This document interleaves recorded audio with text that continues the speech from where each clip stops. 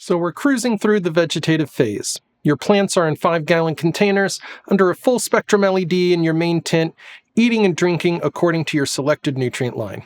Your plants have possibly doubled in size and feature large, robust fan leaves that may be crowding out the light to branches below. We're getting ready to flip to the flowering phase, and it's time to trim our plants up a little bit. I'm Dr. Judd with GreenCert MD. Let's get into it.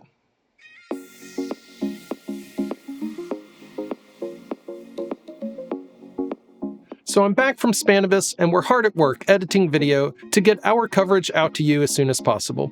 I've been away for a little over a week, and in that time, my plants roughly doubled in size, and it's time for a little trimming, or more specifically, defoliation, and then a little bit of pruning. Before we get into that, as always, this video is intended for educational purposes only. I am not diagnosing or treating any condition you may have, and please comply with all laws wherever you may live. Also, if you're new here, welcome.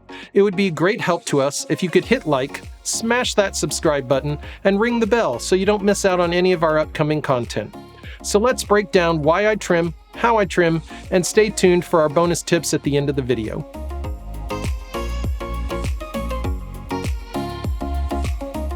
Defoliation is the process of removing large fan and other types of leaves from your plant. Defoliation is not just about aesthetics. It can help improve the health and yield of your plants.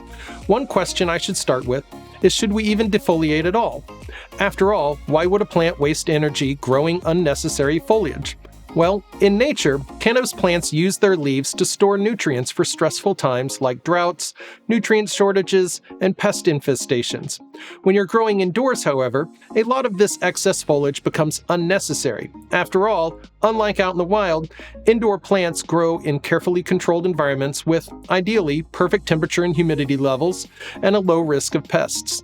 In this environment, the thick foliage becomes more of a burden.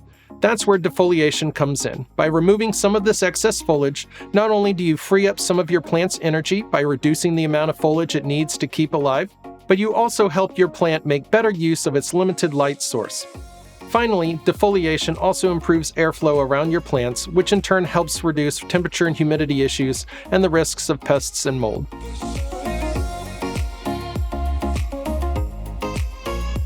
I find that the optimum time to trim and defoliate my plants is during the final week of the vegetative period, right before I flip to flower.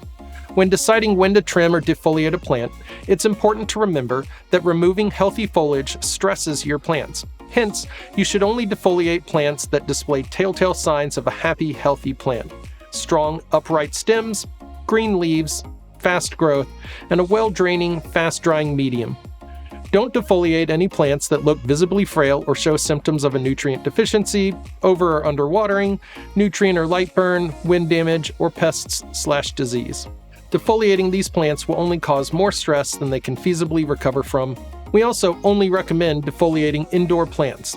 As we mentioned earlier, cannabis plants actually store energy in their leaves for when they're exposed to stress. Because outdoor plants are exposed to more consistent environmental stressors like droughts, storms, harsh winds, or temperature and humidity fluctuations, as well as pests, we don't really recommend defoliating those.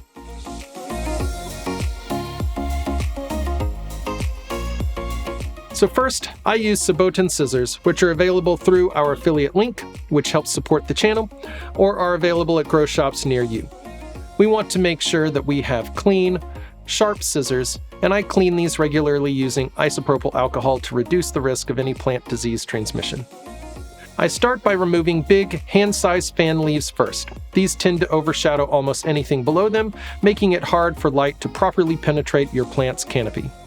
Next, I remove any leaves that grow towards the inside of my cannabis plant. These also tend to overshadow important bud sites. Finally, remove any old, yellowing foliage. If this is your first time, we recommend defoliating only the bottom half of your plant. If there's any doubt about removing a particular leaf, play it safe and just leave it in place. Don't remove more than 10 to 15% of a single plant's foliage. In this case, less is more. If you're more experienced, however, we recommend defoliating from the bottom of your plant up to about the top 3 to 4 nodes from the top of the canopy. Healthy plants should be able to handle removing 20 to 25% of their foliage. Once done, give your plants 2 to 3 days of rest before switching their light cycles to the flowering cycle of 12 on and 12 off. For best results, we recommend defoliating your plants a second time, roughly 3 weeks into flowering phase. Follow the same steps given above, but be a bit more prudent about the foliage you remove. Again, if you're a beginner, play it safe and only remove big fan leaves. Also, remember to be careful when handling your plants to avoid disturbing any of their young buds. After this light defoliation, simply feed and water according to your regular schedule, giving your plants time to develop their flowers.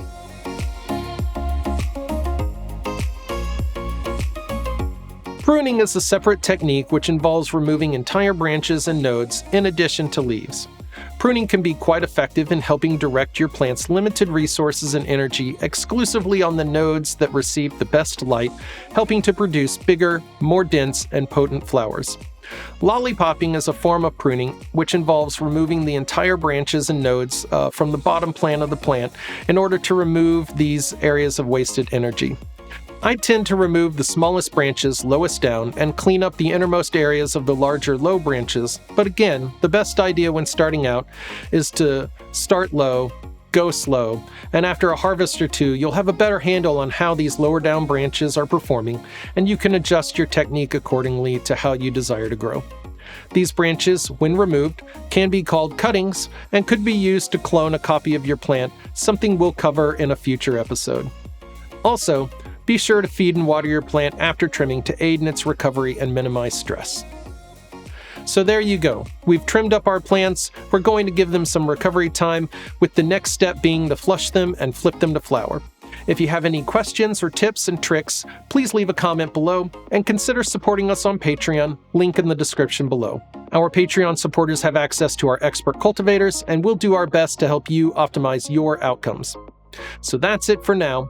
And until I see you again, puff, puff, and pass it on.